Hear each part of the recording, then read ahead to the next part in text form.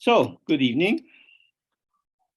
Nice to be with you in this strange way, in our strange world full of confusion and violence.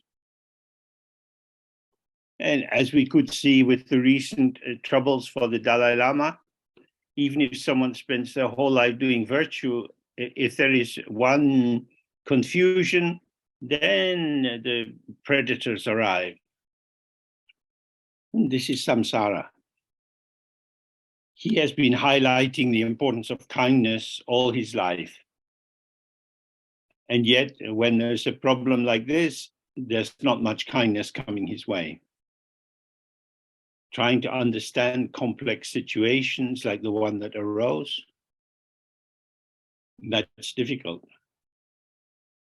But hatred and attacking is so much quicker and easier. This is why we all benefit from practicing loving kindness and connectivity and collaboration. So if you're interested, there are quite a few discussion groups now. You can keep in touch with people in Spanish and English and German and Portuguese, I think. So please make use of these opportunities to work with others. So last question that we faced was, what are the 8 qualities of pure water? These qualities are described in many descriptions of the Pure Lands or where the Buddhas reside. And also we imagine it for the water, if we're offering drinking water to the Buddhas or any of the deities.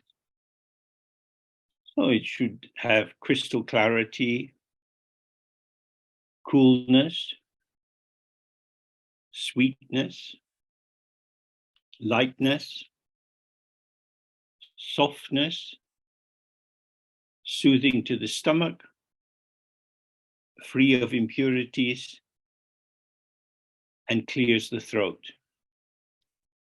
In a hot country like India, water could get contaminated quite easily, the impurities going into the wells and so on. So when we make offerings, we should always imagine the very best. Even if you have nothing substantial to offer, you should imagine delicious food, beautiful flowers, and so on. In fact, those imagined offerings are said to be more useful than actual material offerings, because the activation of your own imagination is very important for helping to understand the sambhogakaya. Then there's a question, can you tell us something about the sambhogakaya ornament? Oh, these are the traditional ornaments of princes and kings in India.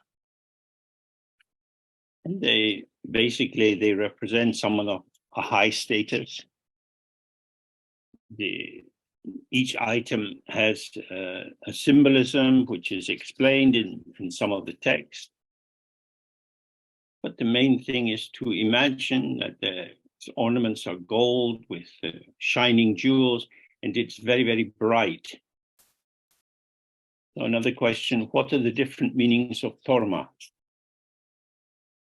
Torma originally meant a sacrifice, a balinta, which means killing, essentially.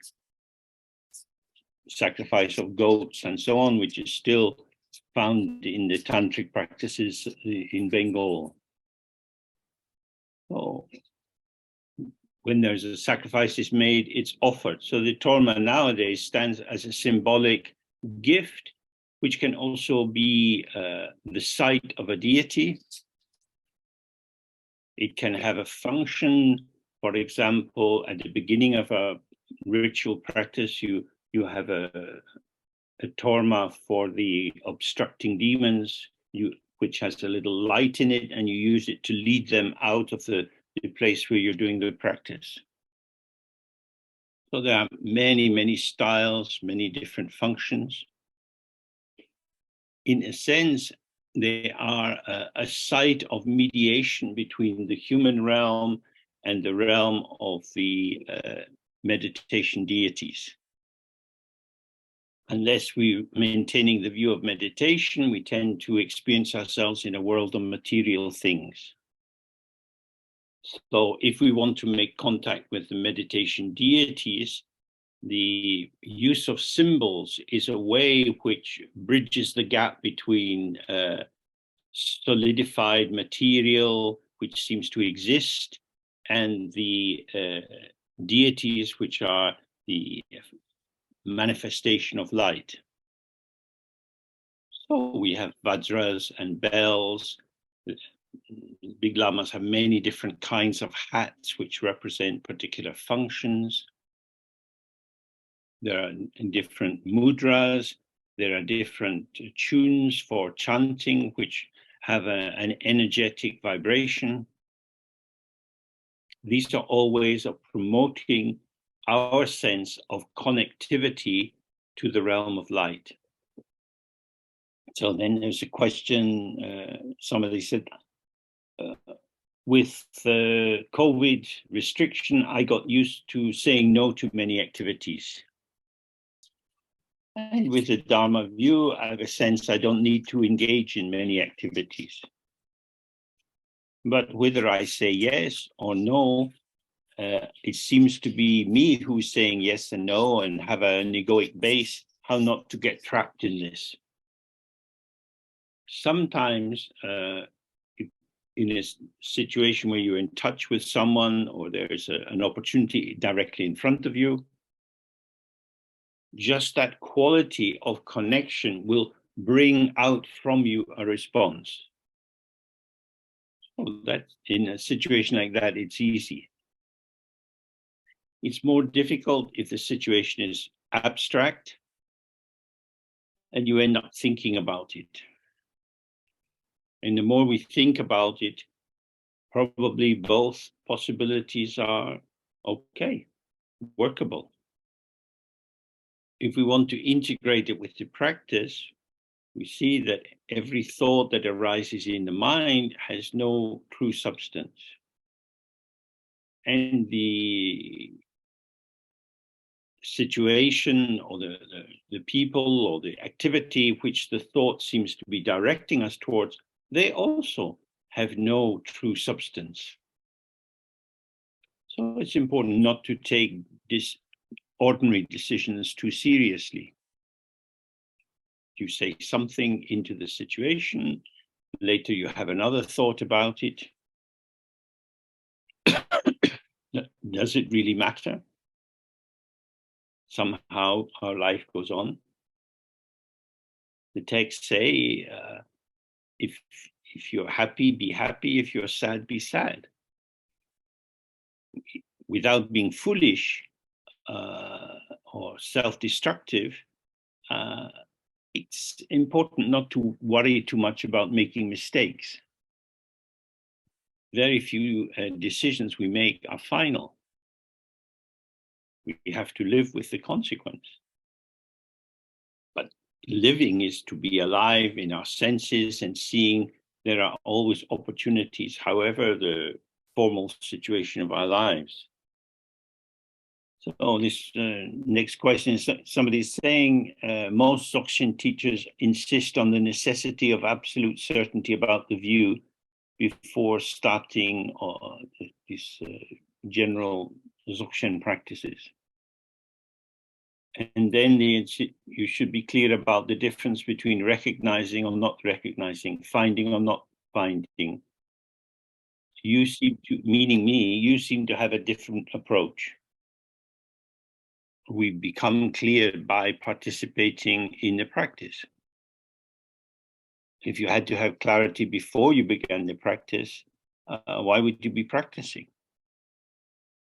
Very often when we have clarity at the beginning, as we practice, we start to have some doubts and confusions. Because it's through the participation, the involvement, that the complexity of our own karmic patterns becomes revealed to us. So that would be the way I would teach, which was the same as Siya Rama. If you have interest, that's enough to begin with.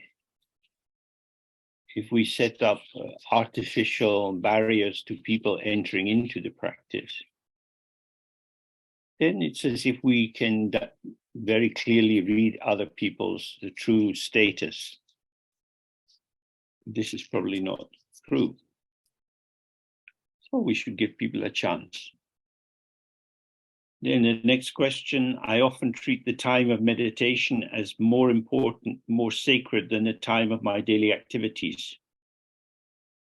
How to change this while avoiding making the time after meditation less meaningful? Meditation is simple. For most of us, daily life is quite complicated. You can use meditation to hide from life. If you do the meditation and you feel relaxed and clear, and then you engage in your daily life and you don't feel so relaxed and clear, then you've got two separate domains. So if we go back to the notion of the Dharma Dhatu, this is the space which includes everything. Everything is included equally. So the function of the sitting practice is to help us to relax and open to our own intrinsic openness, which is the quality of the ground. And then everything which occurs within that space. They are illusory aspects of the quality of the ground. Holy indicates whole. In that sense, everything is holy. Everything is part of the whole. So if we say one thing is good and another is less good, then we have bias and prejudice. So when you have the experience that ordinary life seems not so valid or special, be aware that you're entering into a judgment. Stay with the arising experience that this is boring or not very interesting, or I have to go to work. And in that situation, see that there is no substance to this problematic situation. You don't like your work. This is dynamic. Negative feelings arise. Resentment, hopelessness. If you bring your awareness to whatever is arising, you see that there is no substance to it. From the point of view of Dzogchen, clarity is empty, confusion is empty. They are equal in emptiness. Then the next question, outer, inner, and secret, what do they mean? Outer generally means what is available through the senses. Inner means something arising in the mind, some imagination or memory or hope. And secret indicates the empty nature of your mind. It's secret because it's always hidden from dualistic consciousness.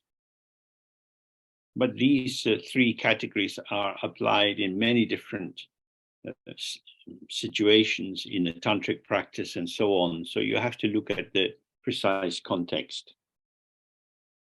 So then we have a question.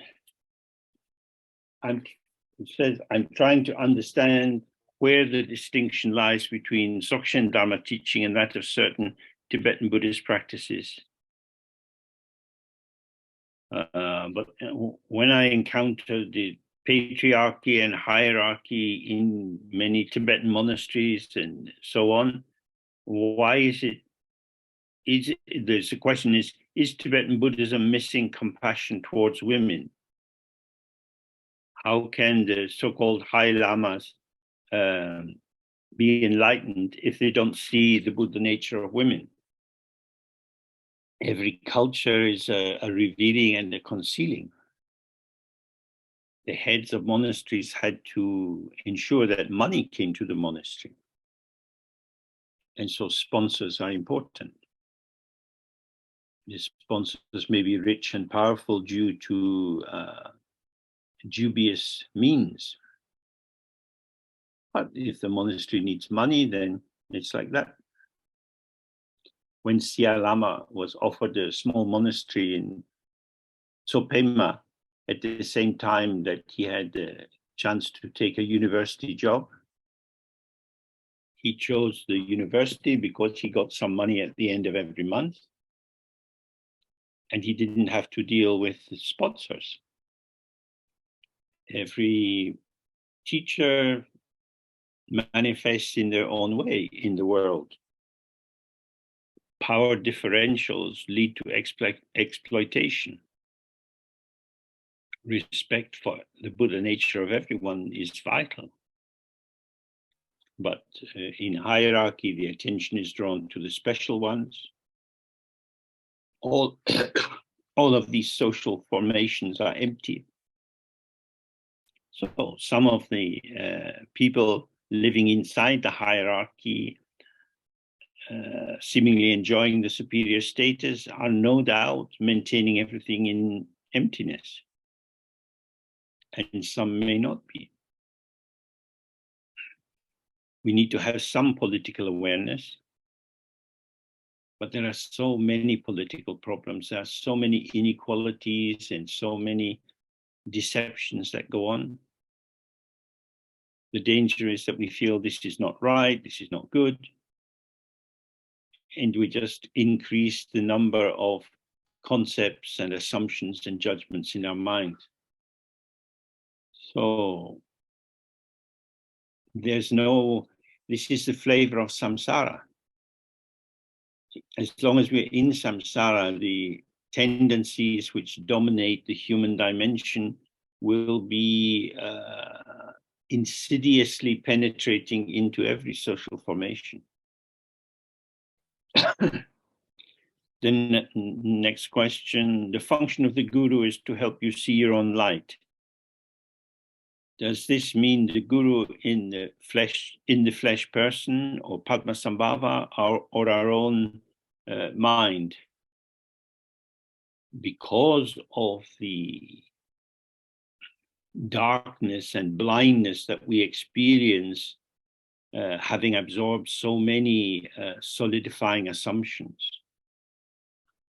then it's difficult to find the way ourselves. So the flesh and blood guru is necessary. But we also have the Padmasambhava in the practice, who is not different from the flesh and blood guru. And we have our own mind, which from the very beginning has not even one atom of substantial reality. So we have to use our own mind to do the practice on Padmasambhava, which we gained access to from the initiation from the guru. Then next question is being in the state of openness. When I am everywhere and nowhere at the same time, it's as if I'm experiencing the feeling of freefall. It captures me so much that it interrupts my breathing, and many thoughts appear. So the same thing arises when the person dissolves in the meditation, dissolves into Padmasambhava and then into open space. These kind of experiences of suddenly being nothing but space, or suddenly being very tight and compressed, arise in the practice. The key thing is not to pay any attention to them. So if you can find yourself getting a bit dizzy, or your breath gets excited, You could keep a damp cloth beside you when you practice, or just put it on your forehead, come down, keep your gaze open and settle. Deep relaxation is the dissolving of the ego. Does the ego want to dissolve? The ego is not a person, it's a particular patterning of our potential. Because it's a kind of spinning, web-making, linking function, for it to dissolve and into relaxation is the opposite of its self-maintenance strategy. So you're not going to die from this. Just sit, open, and when sensation arises in the body or some strange visions, whatever is arising, just stay relaxed and open. What is arising is like the reflection in the mirror, and your mind is like the mirror. The mirror is not improved or insulted by good or bad images. So don't try to alter the experience, and don't take it seriously, but just allow these strange formations to arise and pass. Then another question, do I recommend the rushen and lojong Dzogchen preliminaries? Are they usually practiced in retreat? There are so many dharma practices. As we've looked in the past, the practices are like medicine. Before you take a medicine, you should know what is your negative condition, what is your illness. So rushen is a practice very useful for understanding the emptiness of body, voice, and mind, and loosening our objectifying tendency. So they're very useful to do if you have the time. If you don't have the time, then doing the Guru Yoga of the White R and relaxing and opening and observing how you tighten up, what your particular knots are, and then relaxing into the out-breath, that's maybe more useful. Then we have a question related to the book Radiant Aspiration, the butter lamp aspiration from Sia Lama. Good. So the question is, how can my awareness be the red dakini? Awareness is the revelatory clarity of the mind. In the tantric practices, we can imagine that this illuminating potential takes on a form of particularly of a dakini. So, as I was saying with the torma, this is another example of having a symbolic function intermediate between our ordinary solidified flesh and blood notion of who we are and our unborn awareness, which is like the sky. So instead of identifying as being this particular person, that habit of identification and attachment and involvement is transferred onto a luminous form. So you have a body, but it's the dancing body of the red dakini. You can imagine her singing, ha ha ha, ho ho ho. Her mind is like the sky. And then from her, there come out these white offering goddesses holding many different kinds of offerings, and especially the butter lamp. Because from the very beginning, the mind has never come into reified existence. This is my basis or ground. But I believe that I exist. So in the tantric way, we apply transformation. We take what appears to be the case, I exist, the person I know myself to be, and I transform this into, for example, the red dakini. And if you really apply yourself to this, see, oh, I exist as a movement or a gesture of identification. I can be myself or I can be the goddess. Just as when I was in primary school, we would go to this room for movement, and someone would play the piano, and we would have to move around. And then the teacher would say, "You're a dog." So we fall on the ground, woof, woof, woof, and move around. Now you're a duck. So you have to waddle and quack. This is our existence. We imagine ourselves into identities. So the ground is open, but the formulation into a particular notion of who I am comes from this power of pouring my clarity into the form. So this is, if you're involved in theater or reading poetry or anything a little dramatic, you can see how your posture and your gesture changes with the quality of what you're reading. So just as the actor's tone of voice and so on is altered or manifest in a particular way according to the script, so our karmic script brings us into an identification with a particular role, a particular formation of ourselves. And so we spend a lot of our life trying to maintain this seemingly singular identity.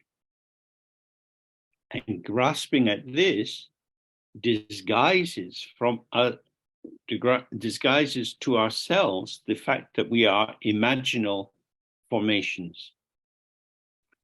So the next question is, how do the three doors of liberation relate to Mahamudra and Dzogchen? This is the three doors are a general Mahayana understanding, and the doors are emptiness and signlessness and intentionlessness. Because it's a general Mahayana, it's based at first on analysis.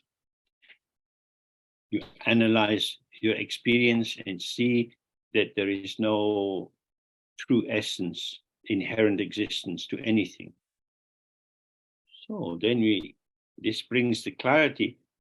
There's nothing substantial there, but I keep grasping. I am inventing this delusion and suffering for myself. So to become aware of emptiness is also to have the opportunity to see how we deny emptiness. And the second door is signlessness. So signs are the basis of how we function as human beings. We make a judgment, or we have an opinion about something, and we fix this as a sign, like, these are the best tomatoes. So if we observe what is happening, we notice, oh, I like these tomatoes. This is something arising for me in my mouth and with the smell and the redness of the tomato and so on. I and the tomato are arising together in this moment as a co-emergent formation, which then dissolves. But if I apply a sign, if I say, this is the best one, or these are very expensive, or I'm happy to share this with you, this brings a fixity to the situation. And then we can see, oh, I apply the sign. There is no inherent existence in any phenomena that is there to support the sign that is being applied. Then seeing the empty nature of all phenomena, that they are independent arising. On the basis of feeling hungry, I really appreciate this tomato. But if I've just had a good meal, I'm not so interested in the tomato. Then I see that the various wishes and hopes to get something more, something better, are in fact the movement of my mind. So these three aspects are very helpful for dissolving the rigidity of our attachment. So the next question has two parts. Can retreat make me sad? It's more likely that it reveals to you some underlying sadness that your busyness in everyday life has been hiding from you. Don't see the sadness as a mistake or an error or a negative event. You're just sad. If you open to it, it will pass. Then, is it important to check where I am on the path? On the path, on the dharma path, yeah. How is this to be done if there is no specialist to hand? It's very important not to judge where you are on the path.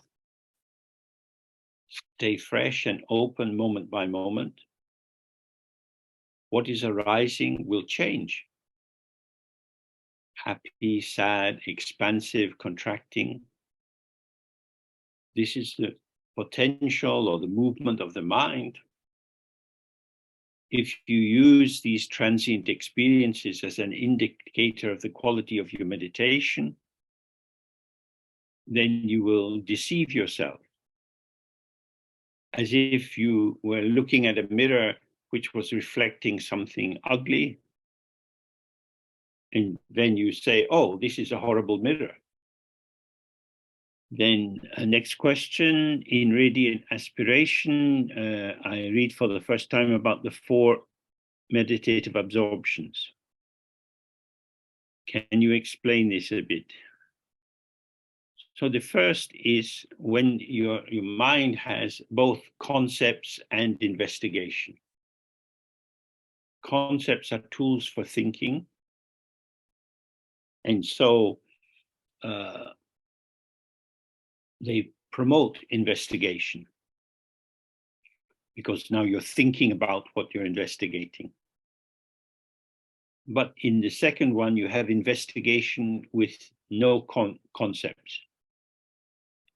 So in this situation, you're trying to be directly mindful of what is arising, either through the senses or immediately in the mind, but not processing it through conceptualization.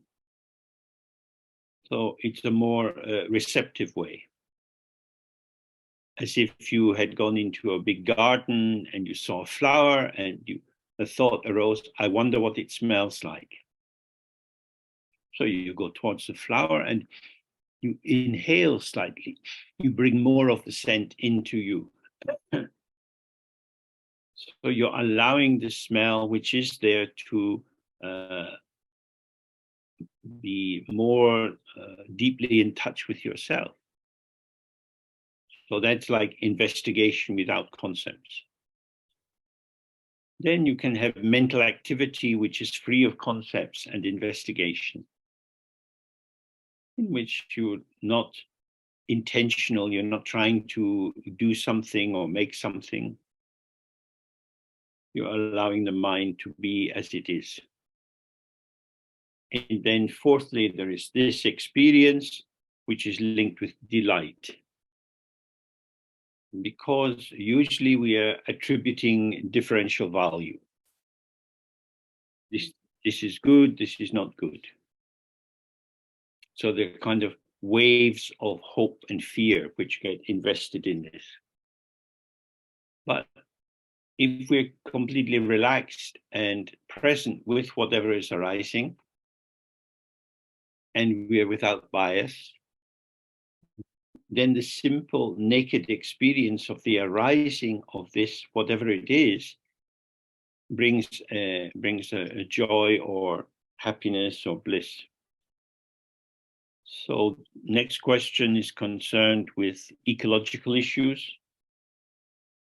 There are clearly many problems in what's happening with the environment. If I do more and more meditation and I'm focusing on this very subtle experiences that I have, this is turning me away from practical engagement with the problems of the world. Now, this is quite a tricky area. Everything is an illusion. There is no inherent existence in the numbers that we see on the thermometer for degrees centigrade. So maybe in the summer it goes up to 45 degrees. We say, oh God, it's really hot. But it's not really hot, it's very hot. And it's very hot because I'm comparing it to other times when it was less hot.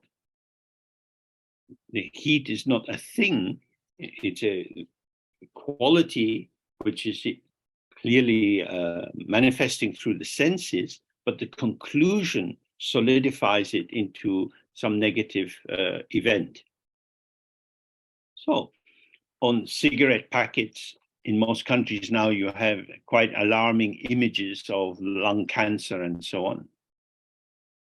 So don't smoke. So when you see pictures of the melting of the glaciers and the flooding which is coming to many low-lying countries, this is like a warning on the bourgeois life packet, which says, don't fuck things up, don't burn so much carbon. But of course, some people see that it's terrible and want to change it and do their best and go on protests and write to politicians and so on. But just as there are some people who open a new packet of cigarettes and say, I'm not the kind of person to get lung cancer. So there are lots of people who don't think climate change has much negative potential for them. Given that this is the condition, if there are at least some people who are trying to remove obscuration from their mind, to have more clarity and to see more clearly, maybe meditation is not an avoidance of climate change, but a contribution to being able to act effectively with regard to it. What is required is a change of mind. Because if the world splits into the people who care and the people who don't care, there's not going to be a holistic solution. We can see why the people who care get angry. And one aspect of the anger is to make the people who don't care somehow bad. So then we have to find a way to collaborate with people with different approaches, different beliefs, without going into defensive or aggressive reactivity. So this is hard. So our practice, I think, can allow us to look with clarity at what is actually happening and try to open up conversation with people around us. Okay, so the next question is, I have recently been told of the possibility of having cancer, but although I have to wait for the biopsy to be 100% sure in a few days, at times there is a torrent of thoughts circulating. And then he asks, how was your experience when told about your body's condition with cancer and how to work with this change in our bodies? As the Buddha said in the very first teachings, there is suffering. This is the first profound truth. And for humans, it comes particularly in terms of birth, old age, sickness, and death. it's normal to get sick from time to time. Some sicknesses are serious, they will lead to death. But we have to remember death is a process. Being sick is a process. So I remember I was sitting in the room with the doctor and he says, "Oh, you have this cancer." And I said, "Well, what does this mean?" "You have a lot of treatment to have." "Oh, what is treatment?" "People do things to me." When we are independent adults, we are very selective about what kind of things we want people to do to us. But when we're in the hospital, we have to submit. I had a trainee nurse trying to find a vein and was sticking this needle and poking it around in the back of my hand. Oh, I remember when I was training as a psychotherapist, I made a lot of mistakes. Oh, why should I complain that the nurse is not very good? They're very new, they're a trainee. So the key thing is to breathe out, let go of the ego formation, and just be present with however life unfolds. None of us know how we will be. Early in the morning, you could go out jogging along the pavement. Okay, so you're jogging in the morning and a drunk driver hits you. People, so many refugees from Ukraine leaving behind their house and all the things they knew and loved. Life is unstable. The more we develop compassion and kindness, the more we are sensitive to the suffering of others. Suffering is everywhere, and that's why we should work to gain liberation for ourselves and all beings. Okay, so the next question is concerning the Ganges Mahamudra instruction. And Tilopa says to Marpa, "If you are free of all desire and do not abide in the extremes, you will see all the Dharma teachings of the three baskets." Okay, surely. If you are free of all desire and do not abide in the extremes, you will see all the Dharma teachings of the three baskets. So the question is, what are these three baskets? This refers to the Tripitaka, which is just a Pali Sanskrit word, which means three baskets. So it was a way of organizing, categorizing the teachings of the Buddha. So some are concerned with morality, some are concerned with understanding the factors that operate in the world, the Abhidharma teachings, and some are concerned with more with practice and the nature of the mind and consciousness. So what Tilopa is saying to Marpa is, if you understand or if you awaken to the true nature of your own mind, you will have all the Buddha's teachings with you. If you follow the middle way and don't go to any extreme position, it's real, it's not real, and so on, just that path of openness will liberate you.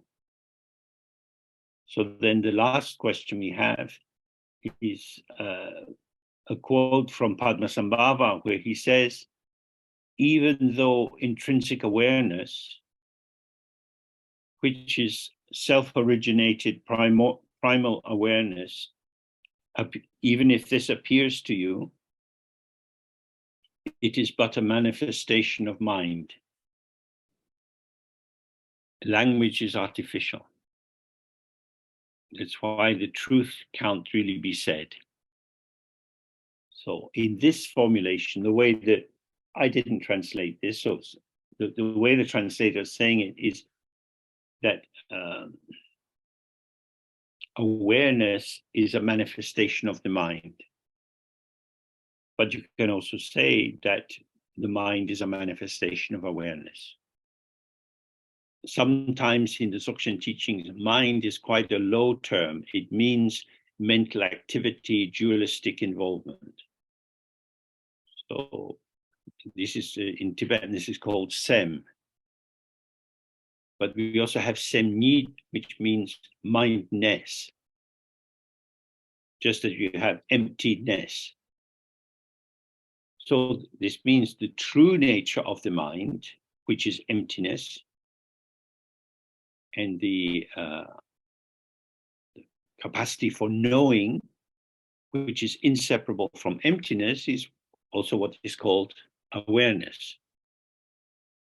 When you're young, you go to school because you got a lot to learn.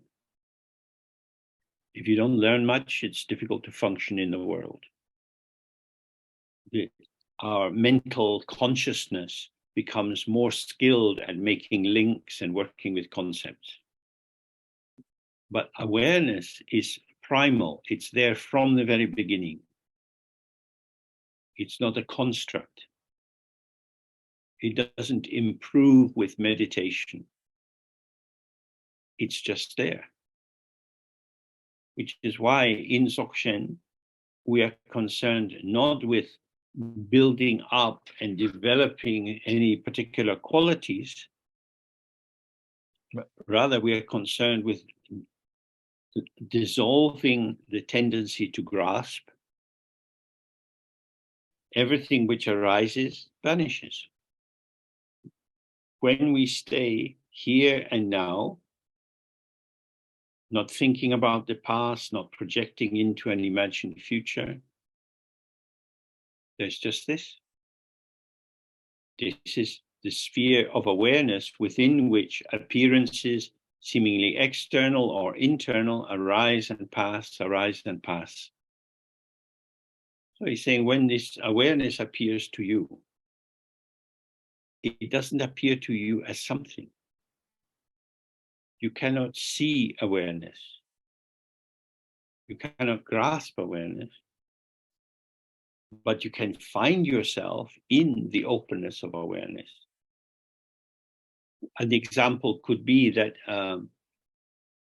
if there are a lot of ripples or waves on the surface of a pond, then this is what catches your attention. But when the agitation goes down, then you see the pond becomes calm and you can see into its depth.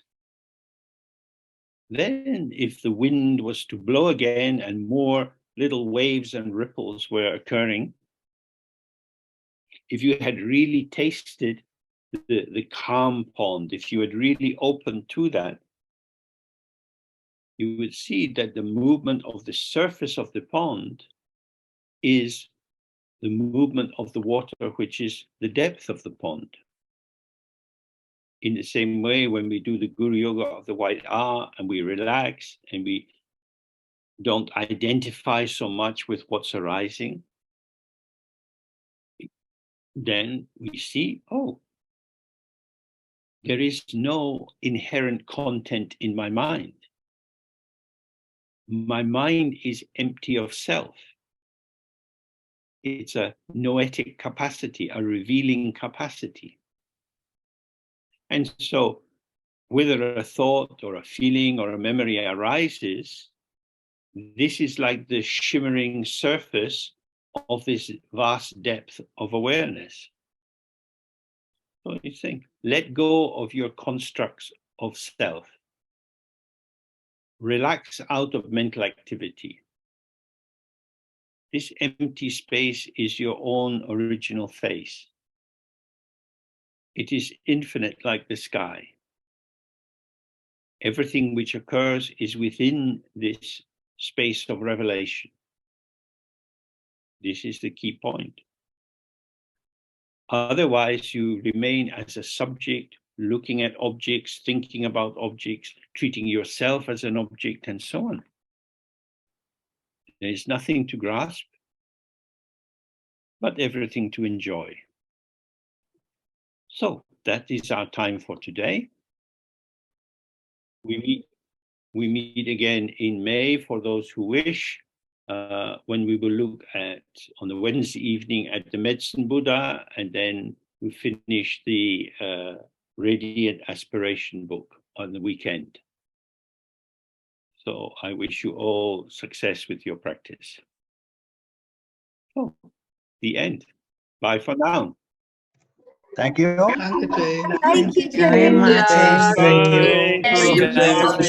Muchos besitos a todos, muchas gracias. Los intérpretes. Happy world. José de Dios. Buenas noches. Muchas gracias por todo. Thanks, James. Thank you, James. Bye-bye. Also, big thank you to our translators, because translating this kind of stuff that comes out of my mouth is not so easy. Obrigado, tradutores. Bye. Bye. Thank you.